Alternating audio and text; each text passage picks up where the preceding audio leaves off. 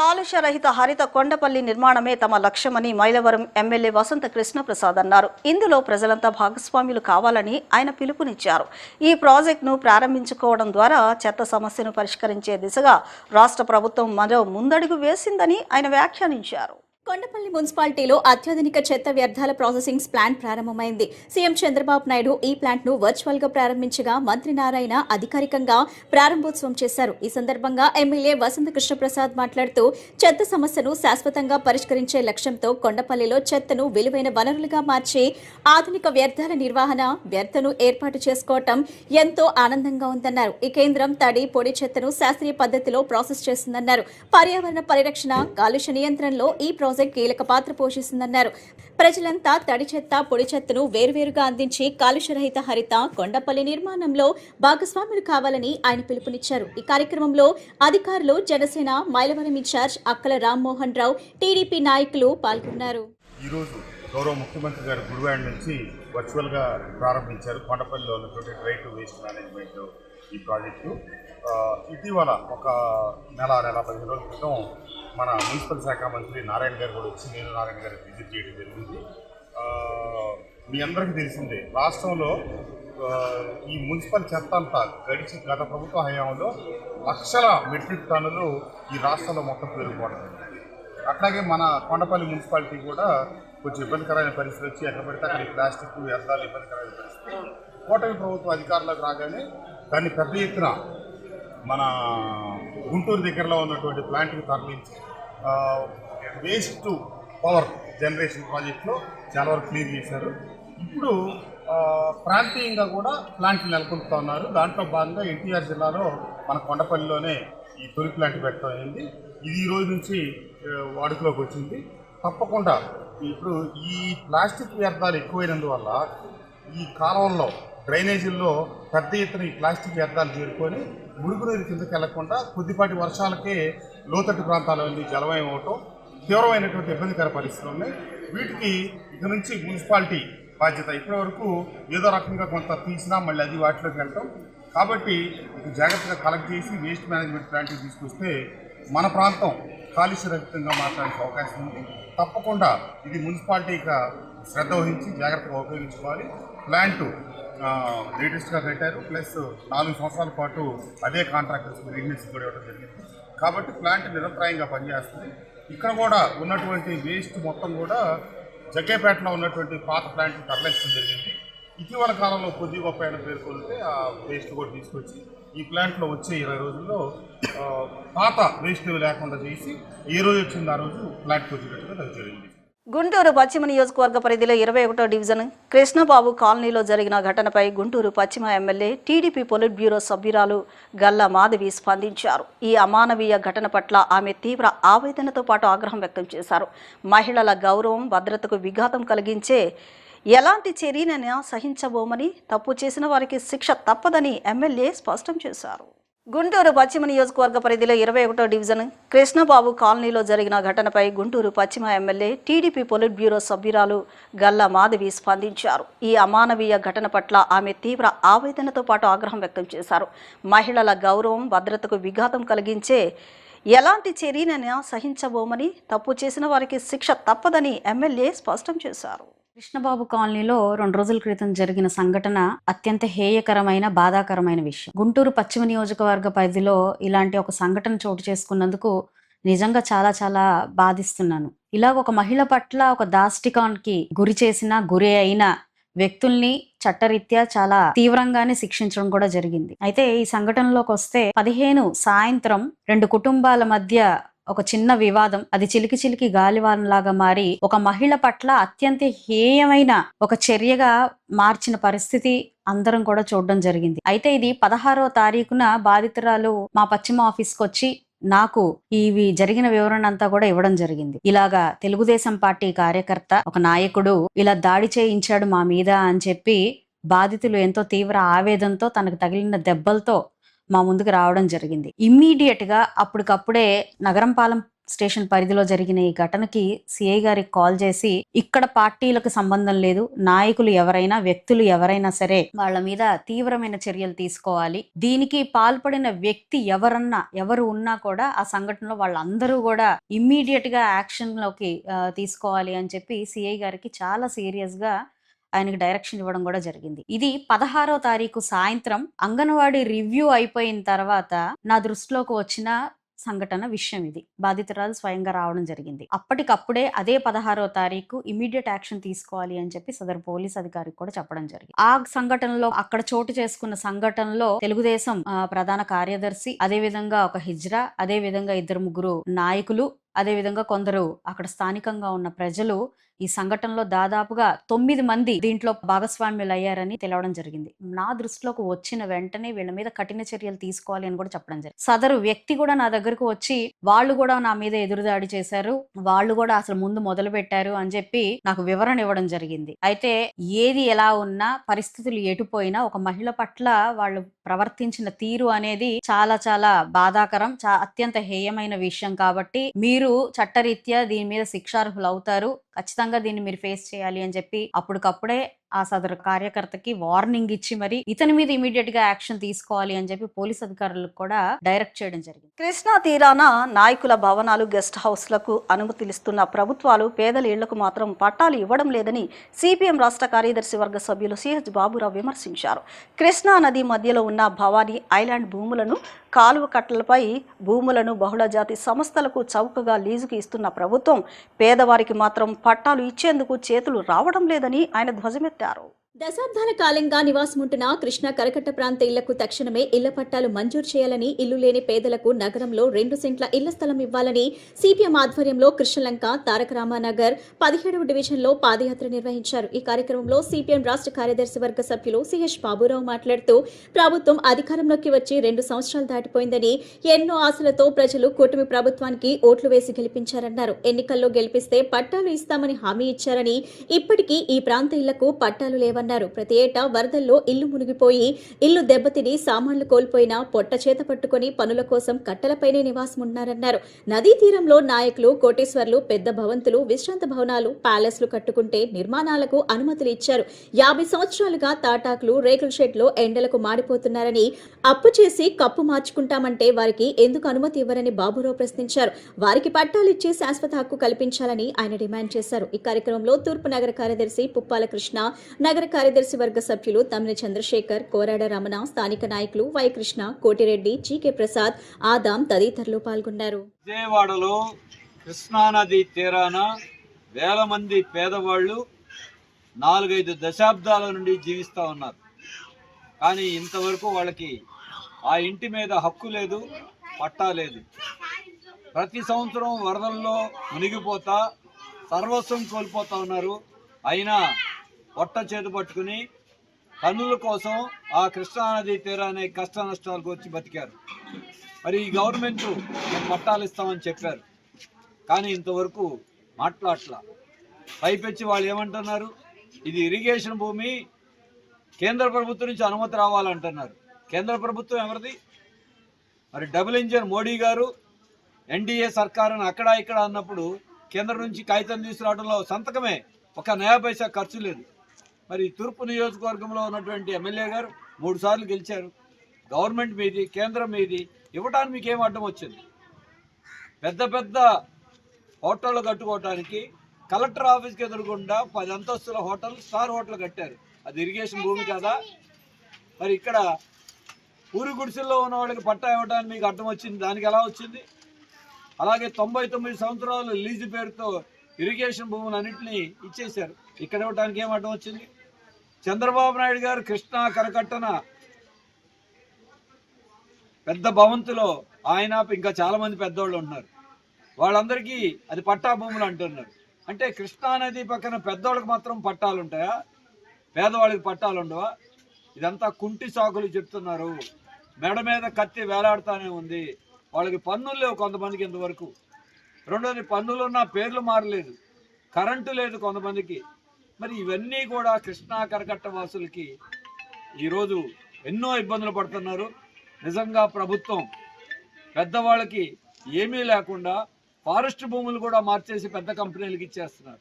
ఆంధ్రప్రదేశ్లో మహిళల భద్రత పూర్తిగా దెబ్బతినిందని కూటమి ప్రభుత్వం అధికారంలోకి వచ్చిన తరువాత మహిళలపై దారుణాలు పెరిగిపోయాయని వైఎస్ఆర్సీపీ మహిళా విభాగం రాష్ట్ర అధ్యక్షురాలు ఎమ్మెల్సీ వరదు కళ్యాణి ఆరోపించారు. గుంటూరులో మహిళపై జరిగిన దాడి ఘటనలో పోలీసులు ఆలస్యంగా కేసు నమోదు చేశారని, అధికార పార్టీ నాయకుల జోక్యంతోనే చర్యలు ఆలస్యమయ్యాయని విమర్శించారు. రాష్ట్రంలో శాంతి భద్రతలు పూర్తిగా విఫలమయ్యాయని, ఈ ఘటనపై ముఖ్యమంత్రి చంద్రబాబు నాయుడు మహిళలకు క్షమాపణలు చెప్పాలని, హోంమంత్రి అనిత నైతిక బాధ్యత వహించి రాజీనామా చేయాలని ఆమె డిమాండ్ చేశారు. విశాఖపట్నంలో నిర్వహించిన మీడియా సమావేశంలో వరదు కళ్యాణి ఈ వ్యాఖ్యలు చేశారు. మనం చూసాం మొన్న 15వ తేదీన గుంటూరు నగరంలో కృష్ణబాబు కాలనీలో ఒక మహిళ నీటి కొలాయి విషయంలో తెలుగుదేశం పార్టీ వార్డ్ సెక్రటరీ అయిన మల్లెల మూర్తి అనే వ్యక్తి 10,000 లంచం అడగడం జరిగింది. ఆ విషయంలో వివాదం తలెత్తి ఎంత దారుణంగా ఈ మల్లెల మూర్తి అనే వ్యక్తి, అతని కుటుంబ సభ్యులు 9 మంది కలిసి ఆ మహిళను వివస్రణ చేసి ఆమె మీద దాడి చేయడం జరిగింది. నిజంగా సభ్య సమాజం తలదించుకునేటటువంటి సంఘటన అది. ఆమె 10 నిమిషాలు దాడి చేస్తూ ఉంటే మధ్యలో ఆమె భయంతో మూత్రం పోసుకుంటూ ఉన్నా కూడా వీళ్ళు విడిచిపెట్టకుండా ఆమె మీద దాడి చేశారంటే తెలుగుదేశం పార్టీ నాయకులు ఎలా కాలకేయుల్లా మారిపోయారు అనే విషయం మనకు స్పష్టంగా అర్థమవుతుంది. అసలు ప్రజాస్వామ్యంలో ఉన్నామా లేదా అర్థం కావట్లేదు. మొన్నటికి మొన్న ప్రకాశం జిల్లా కావలిలో మనం చూసాం, ఒక గిరిజన మహిళను ఏ విధంగా వివస్రం చేసి దాడి చేశారు. ఆ సంఘటన ఇంకా మరిచిపోకముందే ఇప్పుడు ఇంత దారుణమైన సంఘటన. అంటే మహిళలు స్వేచ్ఛగా ఈ కూటమి పాలనలో రోడ్డు మీద తిరగలేరా, బ్రతకలేరా? బ్రతికే స్వేచ్ఛని ఈ కూటమి ప్రభుత్వం పూర్తిగా హరించి వేసింది. ఇలా పదే పదే ఇలాంటి సంఘటనలు ఎందుకు జరుగుతూ ఉన్నాయి? ఈ సంఘటనల కారకులు కూడా, ఇలాంటి సంఘటనలు జరుగుతూ ఉంటే వీటి కారకులు కూడా ఎక్కువగా తెలుగుదేశం పార్టీ నాయకులు లేదా కార్యకర్తలు, ఆ కూటమిలో ఉండే వ్యక్తులే అవుతూ ఉన్నారు. ఎందుకు జరుగుతున్నాయంటే నాకైతే ఒకటి అర్థమవుతుంది. ఒక్కొక్క సంఘటన జరుగుతూ ఉంటే దాని మీద ప్రభుత్వం కానీ పోలీసులు కానీ ఎటువంటి చర్యలు తీసుకోకపోవడం వలన తరువాత చేసే వాళ్ళకి భయం లేకుండా పోతుంది. మా ఎమ్మెల్యేలు ఇలాంటి తప్పులు చేసినా ప్రభుత్వం చర్యలు తీసుకోవట్లేదు కాబట్టి మేము మరిన్ని తప్పులు చేస్తాము అన్న టైపుగా ఈరోజు వ్యవహరిస్తూ ఉన్నారు. 15వ తేదీ ఆ సంఘటన జరిగింది. 16న ఆ మహిళ కంప్లైంట్ ఇచ్చింది, కానీ ఎటువంటి యాక్షన్ తీసుకోలేదు. 17వ తేదీన సాక్షి మీడియా ఆ విషయాన్ని వెలుగులోకి తీసుకురావడం జరిగింది. వీడియోలు కూడా బయటకు వచ్చేసాయి. ఆ మహిళని వివస్రణ చేసి దారుణంగా ఆమె మీద దాడి చేసిన వీడియోలంతా కూడా వైరల్గా సోషల్ మీడియాలో అవడంతో ఈరోజు ఉదయం చంద్రబాబు నాయుడు గారు మేల్కొని ట్వీట్ చేశారు. అప్పుడు పోలీసులు, మన రాష్ట్రంలో ఉన్న పోలీస్ వ్యవస్థ మేల్కొని వాళ్ళు అతన్ని, ఈ మల్లెల మూర్తి అనే వ్యక్తిని అరెస్ట్ చేశామని చెప్పడం జరిగింది. అంటే నిజంగా సిగ్గుచేటు కాదా? ఇది మానవత్వానికే సిగ్గుచేటు. ప్రభుత్వం సిగ్గుతో తలదించుకోవాలి. లెనిన్ సెంటర్లోని శ్రీ నాగ సాయిబాబా శ్రీ నాగ మానసాదేవి అమ్మవారి మందిరంలో జరుగుతున్న మాస శివరాత్రి ఆరుద్ర నక్షత్ర మహోత్సవాలు శాస్త్రోక్తంగా ముగిశాయి. కార్యక్రమంలో భాగంగా స్వామివారికి విభూది, పుష్ప, పంచామృతాలతో పాటు 88 లీటర్ల చెరుకు రసంతో విశేష అభిషేకం నిర్వహించారు. అనంతరం భక్తులకు అన్నప్రసాద వితరణాన్ని చేశారు. విజయవాడ గవర్నర్పేట లెనిన్ సెంటర్లోని శ్రీ నాగసాయిబాబా శ్రీ నాగమానసాదేవి అమ్మవారి మందిరంలో ప్రత్యేక పూజలు, అభిషేకాలు, నిమజ్జనం మరియు అన్నదాన కార్యక్రమాలు నిర్వహించారు. మందిర వ్యవస్థాపకులు సుధాస్వామి ఆధ్వర్యంలో బాబావారి ప్రీత్యర్థం ఈ పూజలు జరిగాయి. అన్ని జీవన నదుల నుంచి సేకరించిన పవిత్రమైన మట్టితో తయారు చేసిన శివలింగాన్ని మందిరంలో ప్రతిష్ఠించి మాస శివరాత్రి ఆరుద్ర నక్షత్రం సోమవారం నుంచి ప్రత్యేక పూజలు చేసినట్లు సుధాస్వామి తెలిపారు. కార్యక్రమంలో భాగంగా స్వామివారికి విభూది, పుష్ప, పంచామృతాలతో పాటు 88 లీటర్ల చెరుకు రసంతో విశేష అభిషేకం నిర్వహించారు. అనంతరం భక్తులకు అన్నప్రసాద వితరణ చేశారు. దేశ విదేశాల్లోని ప్రజలందరూ సుఖ సంతోషాలతో ఆయురారోగ్యాలతో ఉండాలని, సకాలంలో వర్షాలు కురిసి రాష్ట్రం సుభిక్షంగా మారాలని ఈ సందర్భంగా సుధాస్వామి ఆకాంక్షించారు. మట్టి శివలింగాలను పూజించడం మరియు దర్శించుకోవడం వల్ల శరీర రుగ్మతులు, వ్యాధులు తొలగిపోతాయని పురాణాలు చెబుతున్నాయని ఆయన పేర్కొన్నారు. భక్తులందరికీ శివపార్వతులు, నాగసాయిబాబా, నాగమానసాదేవి అమ్మవారి ఆశీస్సులు ఎల్లప్పుడూ ఉండాలని ఆయన కోరారు. నమస్కారం. విజయవాడ గవర్నర్పేట లెనిన్ సెంటర్లో స్వయంభుగా వేయించేసి ఉన్న శ్రీ నాగసాయిబాబా వారి మందిరం, శ్రీ నాగమానసాదేవి అమ్మవారి మందిరంలో అన్ని జీవనదుల నుంచి సేకరించినటువంటి పవిత్రమైనటువంటి మట్టితో శివలింగాన్ని మందిరంలో ప్రతిష్ఠించి మాస శివరాత్రి ఆరుద్ర నక్షత్రం సోమవారం నుంచి ఈ రోజు వరకు విశేషమైనటువంటి పూజలు మందిరంలో నిర్వహించడం జరిగింది. భక్తులందరూ కూడా వారి వారి జీవితాల్లో వెలుగులు రావాలని ఆ మహాదేవుడిని, పరమేశ్వరుని, శివపార్వతుల్ని, శ్రీవల్లి దేవసేన సమేత సుబ్రహ్మణ్య స్వామివారిని, సాయిబాబాని, నాగసాయిబాబా, నాగమాన స్వామివారిని ఈరోజు పూజించారు. ఈరోజు ఎవరైతే ఈ స్వామివారిని దర్శించుకొని విభూది అభిషేకం, పుష్పాభిషేకం, అలాగే పంచామృతాలతోనూ 1008 లీటర్ల చెరుకు రసంతో ఈరోజు స్వామివారిని విశేషంగా అభిషేకించడం జరిగింది. రాష్ట్రంలో, దేశంలో ప్రజలందరూ సుఖ సంతోషాలతో జీవించాలని, రైతులందరూ కూడా మంచి వర్షాభావంతో మంచి వర్షాలు కురిసి రాష్ట్రం సుభిక్షంగా ఉండాలని, పాలకులు ఎవరైతే ఉన్నారో వారందరికి కూడా భగవంతుడు మంచి శక్తిని, ఆయుర ఆరోగ్యాలను ప్రసాదించాలని, రాష్ట్రం మంచి అభివృద్ధి చెంది అనేక రకాల రంగాల్లో ముందుకు నడవాలని, ప్రజలందరూ భేదా సాదా అందరూ కూడా ఆయుర ఆరోగ్యాలతో ఐశ్వర్యాలతో తొలతోగాలని, విద్యార్థులు పిల్లలందరూ బాగా చదువుకొని మంచి ఉద్యోగాల్లో స్థిరపడాలని, కళ్యాణం జరిగిన వారికి కళ్యాణం, సంతానం లేని వారికి సంతానం, ఇలాగా అనేక రకాల కోరికలతో వచ్చినటువంటి భక్తులందరూ కూడా వారి వారి జీవితాల్లో వెలుగులు నింపాలని ఈరోజు ఇక్కడ పూజలు చేయటం, అభిషేకాలు నిర్వహించడం జరిగింది. భక్తులందరికీ స్వామివారి అన్నప్రసాదాన్ని ఏర్పాటు చేయడం జరిగింది. ఎవరైతే ఈ మట్టి ప్రతిమల్ని పూజించి దర్శించుకుంటారో వారందరికి కూడా మంచి శక్తి, ఆయుర ఆరోగ్యాలు. ఈ మట్టి శివలింగాలను పూజించడం వల్ల అనేక రకాల శరీర రుగ్మతలు ఏవైతే ఉన్నాయో వ్యాధులన్నీ వాటంతటా అవే తొలగిపోతాయి. దర్శనం చేసుకుంటే చాలు పరమాత్ముడిని, మహాదేవుడిని, అన్ని వ్యాధులు తొలగిపోతాయని పురాణాల్లో ఉంది. దాంట్లో భాగంగా మేము ఈ అన్ని పూజలన్నీ మందిరంలో నిర్వహిస్తా ఉన్నాం. మాజీ సీఎం వైఎస్ జగన్మోహన్ రెడ్డి ప్రారంభించిన పార్టీ సొంత సోషల్ మీడియా యాప్ జగన్ 2.0ను గుంటూరు జిల్లా మంగళగిరి నియోజకవర్గ స్థాయిలో అధికారికంగా ప్రారంభించారు.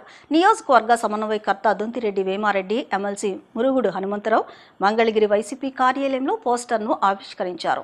ఈ సందర్భంగా దొంతిరెడ్డి వేమారెడ్డి మాట్లాడుతూ పార్టీ జగన్ కార్యక్రమాలను సోషల్ మీడియాలో కట్ చేస్తున్నారని ఆరోపించారు. అందుకే పార్టీయే సొంతంగా యాప్ను తెచ్చిందని, రాష్ట్ర నాయకుల సందేశాలు, నియోజకవర్గ కార్యక్రమాలను నేరుగా చూసే అవకాశం ఉంటుందని చెప్పారు. ప్రతి కార్యకర్త యాప్ డౌన్లోడ్ చేసుకోవాలని విజ్ఞప్తి చేశారు. ఎమ్మెల్సీ మురుగుడు హనుమంతరావు మాట్లాడుతూ ప్రస్తుత ప్రభుత్వం ప్రజా సమస్యలను, ప్రతిపక్ష గొంతును అణిచివేస్తోందని విమర్శించారు.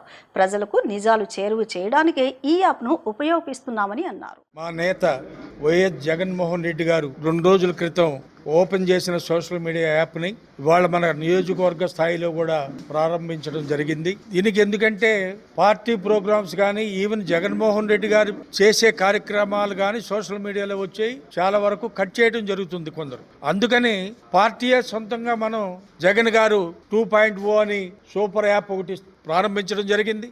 మన కార్యకర్తలందరూ కూడా దాన్ని అందరూ డౌన్లోడ్ చేసుకునే స్కోప్ ఉంది. అది అందరూ డౌన్లోడ్ చేసుకోవాలి.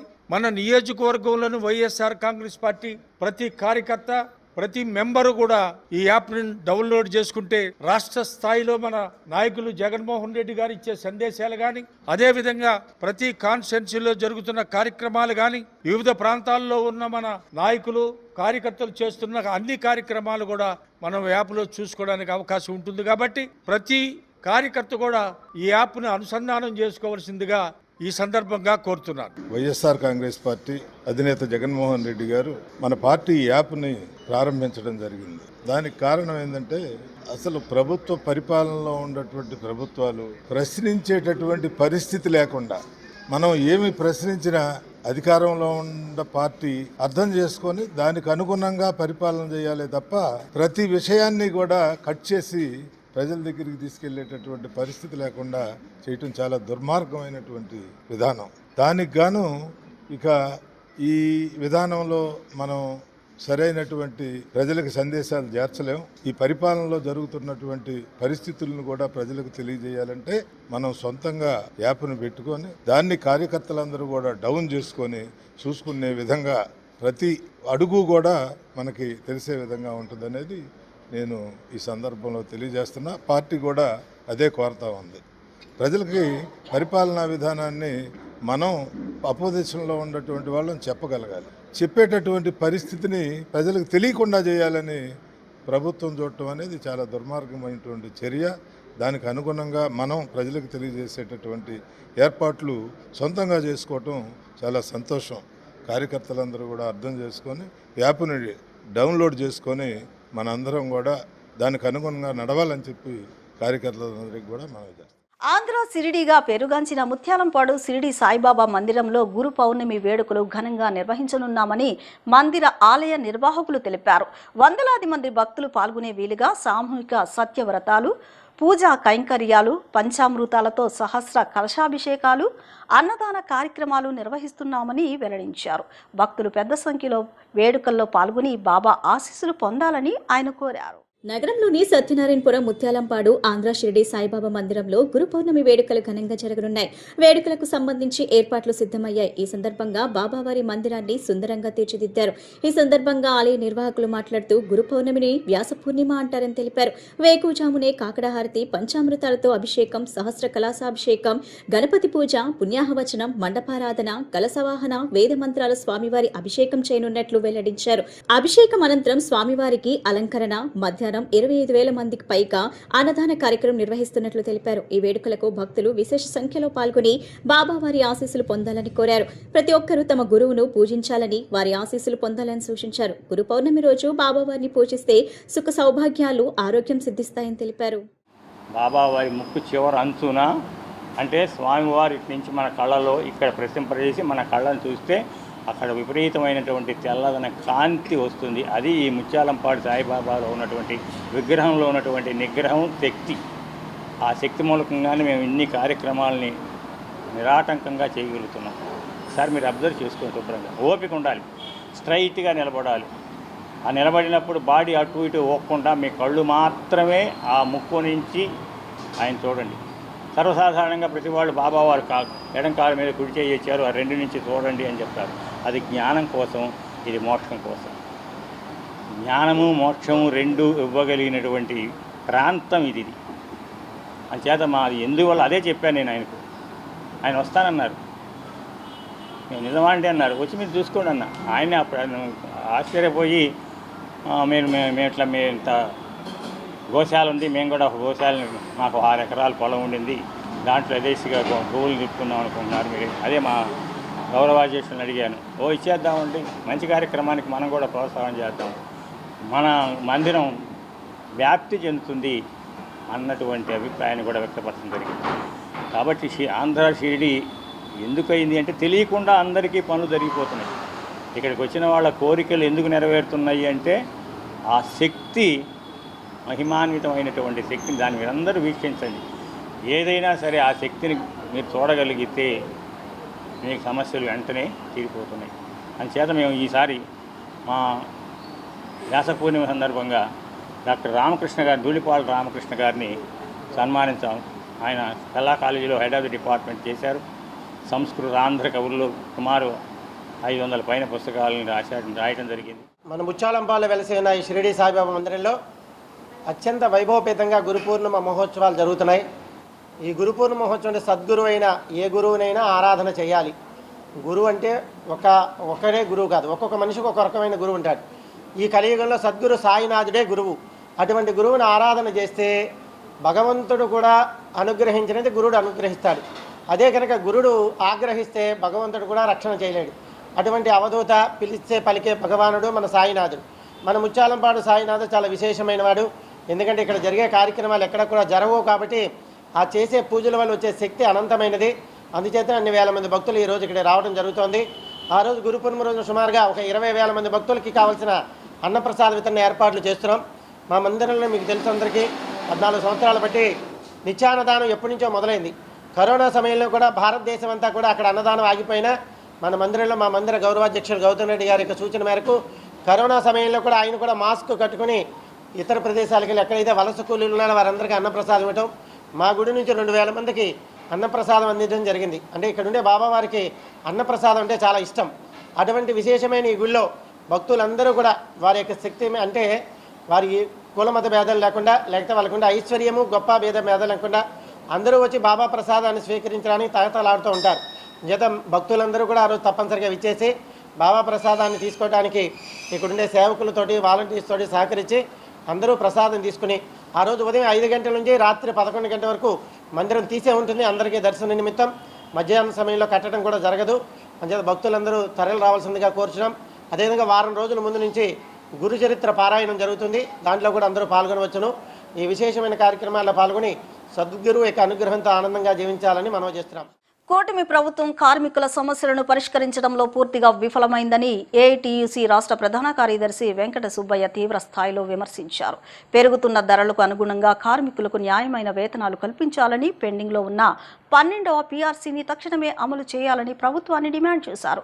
కార్మిక హక్కుల పరిరక్షణ కోసం ఆగస్టు 20, 21వ తేదీలో విశాఖపట్నంలో నిర్వహించనున్న 4 రాష్ట్ర స్థాయి మహాసభలను విజయవంతం చేయాలని రాష్ట్ర వ్యాప్తంగా ఉన్న కార్మికులు పెద్ద సంఖ్యలో పాల్గొనాలని ఆయన పిలుపునిచ్చారు. ఆంధ్రప్రదేశ్ ఆటోమోటార్ ట్రాన్స్పోర్ట్ వర్కర్స్ యూనియన్ ఆధ్వర్యంలో దాసరి భవన్లో రౌండ్ టేబుల్ సమావేశం నిర్వహించారు. ఈ సమావేశానికి వివిధ కార్మిక సంఘాల నాయకులు, ప్రతినిధులు హాజరై కార్మికులు ఎదుర్కొంటున్న సమస్యలపై చర్చించారు. ఈ సందర్భంగా ఏఐటీయూసీ రాష్ట్ర ప్రధాన కార్యదర్శి వెంకట సుబ్బయ్య మాట్లాడుతూ రాష్ట్రంలో కార్మికుల సంక్షేమం పూర్తిగా నిర్లక్ష్యానికి గురైందని విమర్శించారు. పెరుగుతున్న నిత్యావసర వస్తువుల ధరలు, జీవన వ్యయం కారణంగా కార్మికులు తీవ్ర ఇబ్బందులు ఎదుర్కొంటున్నారని అన్నారు. ప్రభుత్వం వెంటనే 12వ పీఆర్సీని అమలు చేసి కార్మికులకు న్యాయం చేయాలని డిమాండ్ చేశారు. కాంట్రాక్ట్ అవుట్సోర్సింగ్ ఉద్యోగుల సమస్యలను పరిష్కరించడంతో పాటు కార్మిక చట్టాలను ఖచ్చితంగా అమలు చేయాలని కోరారు. కార్మిక హక్కుల పరిరక్షణ కోసం సంఘటిత పోరాటం అవసరమని పేర్కొన్నారు. ఆగస్టు 20, 21 తేదీల్లో విశాఖపట్నంలో జరగనున్న ఏఐటీయూసీ 4 రాష్ట్ర స్థాయి మహాసభలకు రాష్ట్రం నలుమూలల నుంచి కార్మికులు పెద్ద సంఖ్యలో హాజరై విజయవంతం చేయాలని వెంకట సుబ్బయ్య పిలుపునిచ్చారు. ఈరోజు రాష్ట్రంలో రాష్ట్ర కూటమి ప్రభుత్వం అనుసరిస్తున్నటువంటి కార్మిక వ్యతిరేక విధానాలపైన ఈరోజు తీవ్రమైనటువంటి నిరసన తెలియజేస్తున్నాము. ముఖ్యంగా ఇటీవల కాలంలో విశాఖపట్నంలో జరిగినటువంటి ఘోరమైనటువంటి ప్రమాదంలో 10 మంది కార్మికులు మరణించారు. మరి వారికి ₹1 కోటి నష్టపరిహారం ఇవ్వాలని చెప్పేసి డిమాండ్ చేస్తున్నాము. అదేవిధంగా 12వ పీఆర్సీ కోసం రాష్ట్రంలో అన్ని ఉద్యోగ, ఉపాధ్యాయ, కార్మిక సంఘాలన్నీ కూడా డిమాండ్ చేస్తున్నాయి. ఈరోజు ఏఐటీసీ దాని మీద ఒక ప్రత్యేక పోరాట కార్యక్రమాన్ని రూపొందించుకోబోతున్నాం. అదేవిధంగా ఈరోజు స్కీమ్ వర్కర్లకు, అంగన్వాడీ ఆశా కార్యకర్తల సమస్యలపైన, అదేవిధంగా మున్సిపాలిటీ, ఎలక్ట్రిసిటీ రంగాల కాంట్రాక్ట్ అవుట్సోర్సింగ్ కార్మికుల సమస్యలపైన కూడా పోరాటాలు రూపొందించబోతున్నాం.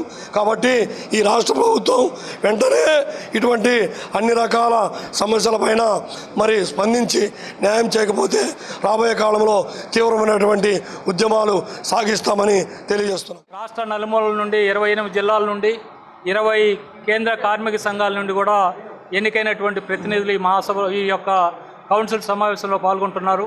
ఈ కౌన్సిల్లో భవిష్యత్తు కార్యాచరణ గురించి చర్చించి నిర్ణయం తీసుకోబోతున్నాం. అందులో ప్రథమమైనటువంటిది, ఇంపార్టెంట్ అయినటువంటిది ఆగస్టు 18వ తేదీన ఈ రాష్ట్రంలో కార్మిక వర్గం ఎదుర్కొంటున్నటువంటి అనేకమైనటువంటి సమస్యలు, అంగన్వాడీలు వేతనాల కోసం పోరాటం చేస్తున్నారు, మున్సిపల్ కార్మికులు వేతనాల కోసం పోరాటం చేస్తున్నారు, పీఆర్సీ కోసం ఎన్జిఓలు పోరాటం చేస్తున్నారు, అదేవిధంగా ఉపాధ్యాయులు పోరాటం చేస్తున్నారు, అనార్గనైజ్డ్ సెక్టార్లో ఉన్నటువంటి ఆటో కార్మికులకి, హమాలీ కార్మికులకి వాళ్ళకి ప్రత్యేకమైనటువంటి కమిటీలు ఏర్పాటు చేయాలని వాళ్ళు పోరాటం చేస్తున్నారు. ఇన్ని రకాల సమస్యలు ఈ రాష్ట్ర ప్రభుత్వం ఉంటే దాదాపు 12 సంవత్సరాలుగా 73 షెడ్యూల్లో వేతన సవరణే చేయలేదు. ఇన్ని 3 గవర్నమెంట్లు మారినా కూడా 73 షెడ్యూల్లో వేతన సవరణ జరగలేదు ఈ రోజు వరకు. ఈ రాష్ట్ర ప్రభుత్వం వచ్చి 2.5 సంవత్సరాలైనా కార్మిక రంగం పైన 1 గంట సమీక్ష కూడా నిర్వహించలేదు. దేశంలో సంపద సృష్టిస్తుంది, రాష్ట్రంలో సంపద సృష్టిస్తున్నారు. లక్షలాది మంది కార్మిక వర్గం, లక్షలాది మంది ఉద్యోగ ఉపాధ్యాయులు, ఇంతమంది ఉంటే వీరి గురించి 1 నిమిషం కూడా రివ్యూ చేయకుండా, సమీక్ష చేయకుండా, వీళ్ళకి ఏం చేయాలో ఆలోచన చేయకుండా ఊరక గాలికి వదిలేస్తూ ఉంది. అందుకని వీటన్నిటిని కూడా రాష్ట్ర ప్రభుత్వం దృష్టికి తెచ్చేదానికి ఆగస్టు 18వ తేదీన పెద్ద ఎత్తున ఆందోళన చేయాలని ఈ సమావేశంలో ప్రపోజల్ పెట్టాం, నిర్ణయిస్తుంది.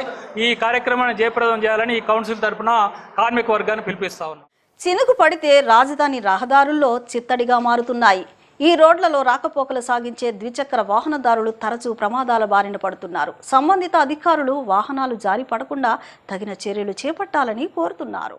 ఉండవల్లి సెంటర్ వైపు నుంచి అటు మంగళగిరి వైపు నుంచి రాజధాని ప్రాంతాలకు వెళ్లే వారికి వర్షం పడితే పెనుమాక, వెంకటపాలెం, ఎర్రబాలెం, చెరువు రోడ్డు ప్రాంతాలలో చినుకు పడితే చిత్తడవుతున్నాయి. తడిచిన నల్లమట్టి వల్ల వాహనదారులు జారిపడి గాయాల పాలవుతున్నారు. ప్రాణాలు పోయే వరకు వేచి చూడకుండా వర్షం పడినప్పుడు వాహనాలు జారకుండా తగిన చర్యలు తీసుకోవాలని సంబంధిత అధికారుల్ని స్థానిక ప్రజలు కోరుతున్నారు.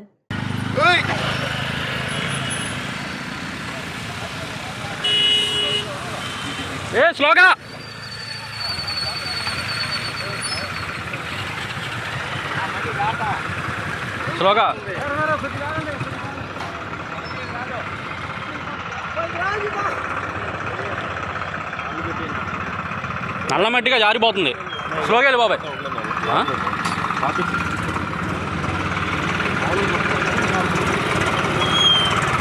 ఇటు కాదు, అటు వెళ్ళి స్లోగా వెళ్ళండి.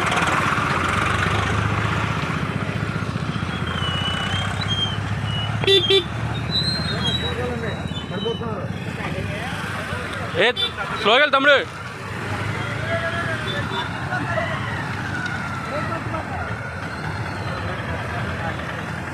వార్తలు ముగించే ముందు ముఖ్యాంశాలు మరొకసారి.